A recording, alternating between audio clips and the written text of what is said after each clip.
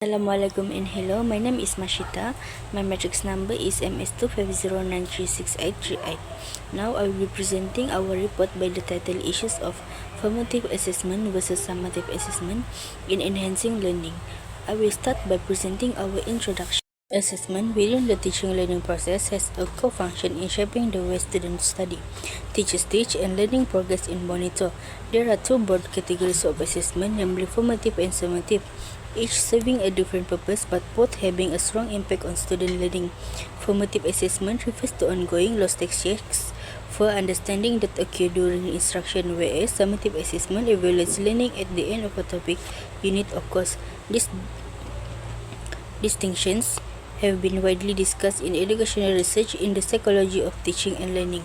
Formative assessment is generally viewed as more effective in promoting learning since it directly supports cognitive development, metacognition, and self-regulated learning. Frequent feedback assists learners in identifying gaps, making strategic adjustments, and constructing increasingly accurate mental models. Effective feedback is essential because it guides students towards improvement rather than simply judging by their performance. By contrast, summative assessment provides only a snapshot of achievements, while offering limited opportunities for corrective improvement. When used poorly or overemphasized, high-stakes summative assessment can generate anxiety, lower intrinsic motivation, and move learners toward performance-driven goals rather than mastery-driven ones. A concept extensively explained in assessment theory, therefore, is not which one is better, formative or summative assessment, but how this assessment influences the psychological process underlying learning. Understanding their respective roles help educators build assessment systems that favor deeper approaches to learning and sustain motivation, offering equitable learning opportunities. The following presentation looks at the issue from a psychological point of view, analyzes the impact on student and teaching practice, and presents practical recommendations for effective classroom implementation. Firstly, formative assessment enhances motivation through mastery orientation. This assessment emphasizes progress over performance and promoting a growth mindset to students. Psychologist Carol Dweck theories support that continuous feedback helps students believe abilities can improve.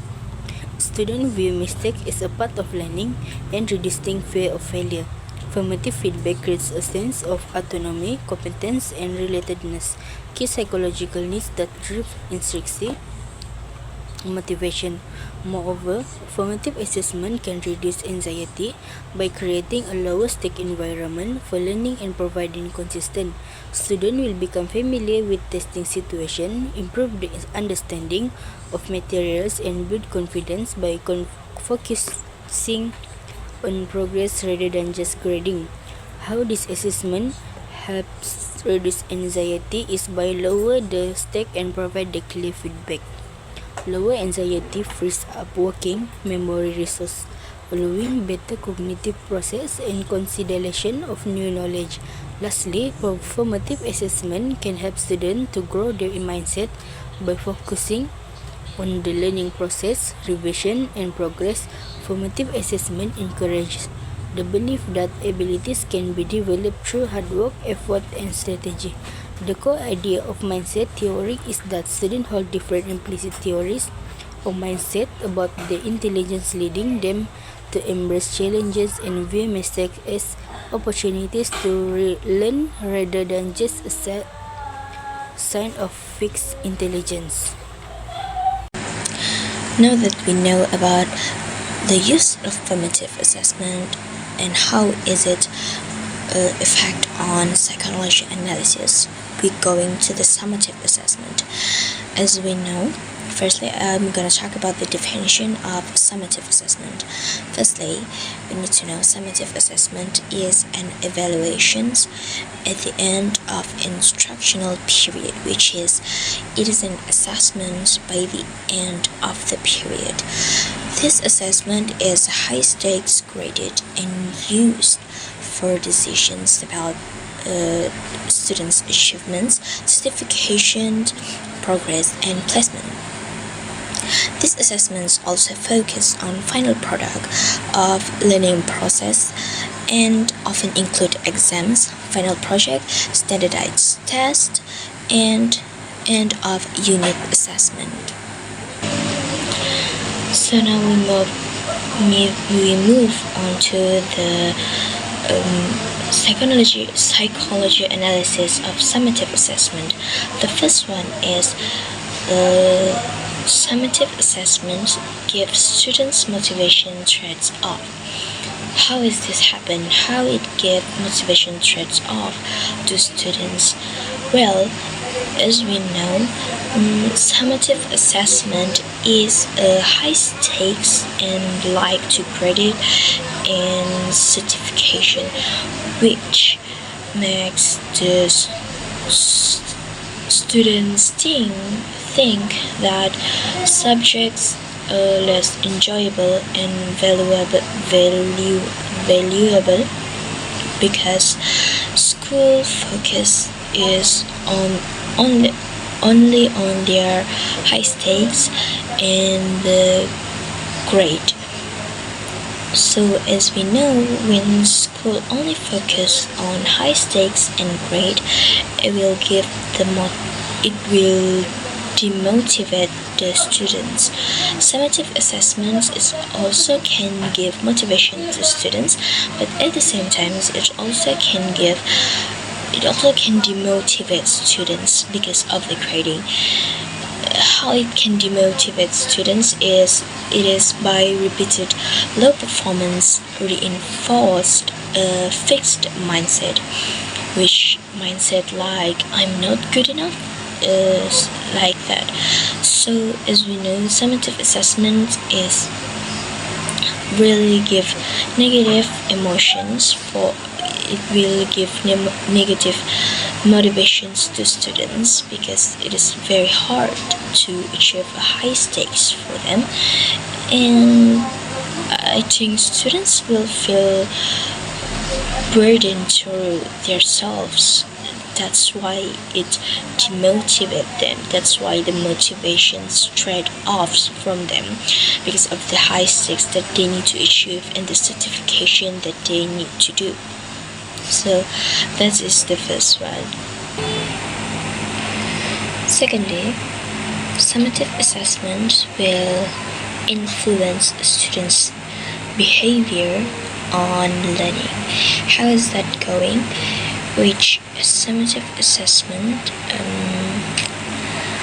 will make students prioritize what will be on the test instead of engaging deeply with content. It is because of the high stakes and the grading. Ryan and Teichi 2000 state that psychologically, summative assessment can increase extrinsic motivation, just like the first point. Students' extrinsic motivation, students in work of grades, recognitions, and consequences. So here we can see that it really influences a student's behavior in learning summative assessment. And the last point of psychology analysis of summative assessment is summative assessment will give an impact on students' anxiety and emotion. How does that go? Because of the high stakes in summative assessment, high stakes will trigger students' anxiety, which is when students have anxiety, it will affect their working memory and their problem-solving ability. It is also said that when it have impact on students' emotional pressure may negatively will give impact on students who struggle with exam stress. It is also leading to avoidance behavior in it also will reduce engagements on students. So summative assessments is basically will give an impact on students' anxiety and emotion just because of the high stakes that they need to think. So if they think about that, the anxiety and their emotion will become unstable. They will have anxiety and their emotions will become unstable. So that's make summative assessment is not really suggested to be used for mostly teacher, but summative assessments also have the good sides in it, which it will give students motivation. But mostly if we see summative assessment give a negative impact to mostly students. In summary, both assessments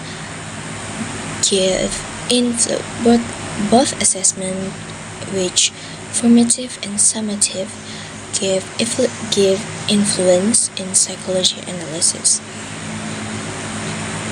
Formative assessments give continuous feedback to help students. Meanwhile, summative assessments only give providing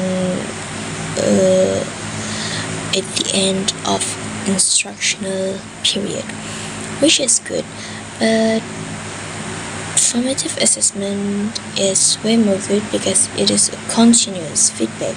Meanwhile, summative assessments, we need to wait by the end of the period, which is also good, but it is also give negative impact to students. Meanwhile, formative assessments, as we know, will give many positive impact to students, which it can reduce anxiety and help students' emotions and give their motivations.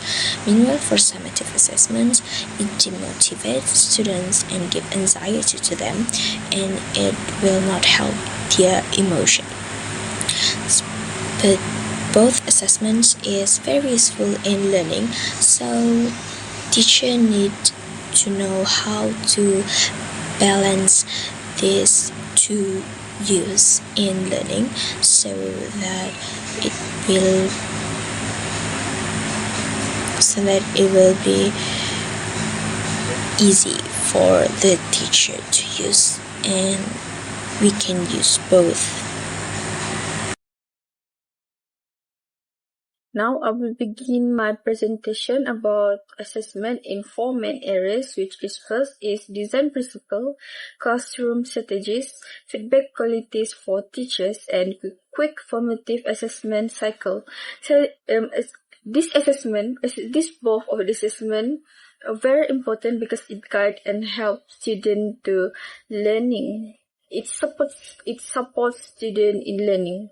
First, we're going to the design principle, which is assessment play a central role in effective teaching. Both summative and summative assessment have different purposes, but both of them really help students in improving their learning. Teachers must begin good assessment principle. First, be clear about the purposes and purpose of the assessment. Teachers need to decide what information they want their students to learn, and how the task that they will be given in the class will help their learning. Second, learning objective. Learning objectives and success criteria must be clear so students know what is expected them to give in the class. And the third one, teachers should use regular and low pressure tasks like quick quizzes, short discussion, or oral question. This help detect student difficulties early. Finally, feedback. Feedback must be immediate, specific, and focus on improvement, not just pointing out the mistake. So, when students know their strength and weakness, they can improve more effectively. Now we're going to the classroom strategies that teacher can use in their classroom to help students improving in their studies. Formative and summative assessment work together to support learning. Some practical formative strategies included formative assessment strategies included exit ticket, think, pair, share, and quick low-stake quizzes. For exit tickets, this helps students to summarize what they learn. This helps teacher check the understanding in the learning. And think, pair, share, students explain their thoughts verbally, and helping teacher assess understanding in real time. This means that they discuss with oral. They speak their thoughts so the teacher know what they understand, not just by writing, but by their speaking. They can use it in presentation or group discussion. And now we're going to the quick low-stake quizzes, which is this reduce stress and help teacher adjust instruction based on the student need. These formative strategies focus more on the feedback and not by grades. And now we're going for the summative assessment in classroom strategies. They have three, which is final exam, performance, and portfolio. Final exam are standardized rubrics ensure fairness and consistency. Meanwhile, performance tasks allow students to apply what they learn in real situation. For portfolios, it shows long-term progress by capturing both the learning process and final product. Now we're going to the three main idea in my presentation, which is feedback, quality, and checklist. Effective feedback has several important qualities, which is one of it is clarity. It uses simple, clear language and gives specific comment. It's like giving feedback to the student. Now the enlightenment. The enlightenment feedback should match learning outcomes and rubric criteria. This based on the Brookhart. The enlightenment. The feedback that were given to the student must be aligned with the rubric criteria. They need to match with the learning outcome and the rubric. So there's no mistake and there will be fairness in student. And the third one, actionable guidance. This giving a clear step on how to improve student. It's like teacher giving a good feedback guidance to the student on how they want to improve the learning. And now we're going to the timing, which is feedback must be given when students are ready to learn from it. Student must be ready to learn the subject. Before giving feedback, the feedback must when the student are ready. And balanced tone is highlight both strengths and errors for improvement to maintain motivation. And finally, opportunities for reflection. Students should revise, correct, and reflect on their own work. This students do their own revision. They're making their own feedback based on how their learning progress. For summative assessment, rubric must be used consistently and teachers should give brief comment so students can understand their results. Not just received by a grade, but also they know how they get that result. And finally, we're going to quick formative assessment cycle. There are four assessment cycle have four simple steps.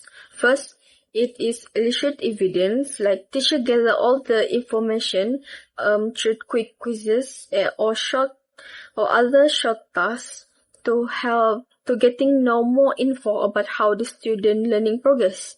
The second one, the interpret evidence. Teacher, after they getting all the data, teacher must be analyzed through the student responses and identify the strength and misconception which is their weakness, so they can give a feedback more clear. They can give feedback based on the student need. This is the third step, which is provide timely feedback.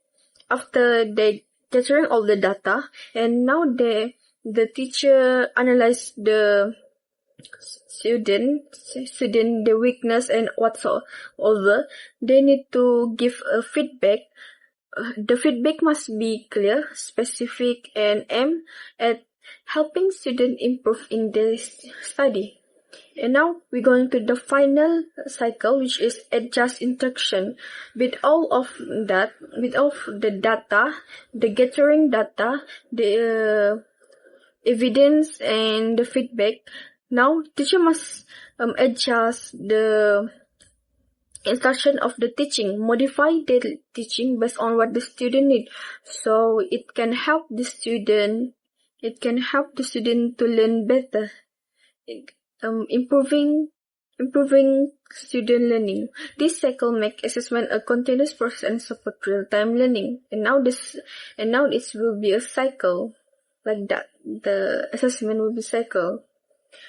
So effective assessment requires a clear design principles, meaningful classroom strategies, and high quality feedbacks, and an ongoing cycle on checking improving learning. So that's by me. Hello everyone, my name is LB Esther Parimus. My metric number is MS25093647. Now I'm gonna continue what my friend already present about practical recommendation. This is the last part of practical recommendation, which is using summative assessment well alongside formative practice. Summative assessment should be closely aligned with formative assessment to maximize student learning. When summative tasks use the same success criteria as formative activities, students can clearly see the connection between ongoing learning and final performance. Proper alignment help formative assessment guide students toward the knowledge and skill needed for summative assessment. Summative assessment results should be used diagnostically, not just for grading. Analyzing student error from summative tasks help teachers identify areas that need more practice and improvement. Using summative data in this way strengthens the feedback loop between teaching and assessment. Thank you. That's all from me. Hello everyone, my name is LB Esther Parimus. My metric number is MS25093647. Now I'm gonna present the conclusion. To conclude, both formative and summative assessment are essential in enhancing under the psychology of teaching and learning. Formative assessment support continuous learning, encourages student ownership of learning, and provide ongoing feedback that boosts understanding and self-confidence. The summative assessment evaluates student learning at the end of a unit or course through a structured review of outcome. A balanced assessment approach not only measure learning outcome but also actively support the learning process. This combination also motivates students, encourages responsibility for their own learning and improve overall. Thank you. That's all for me.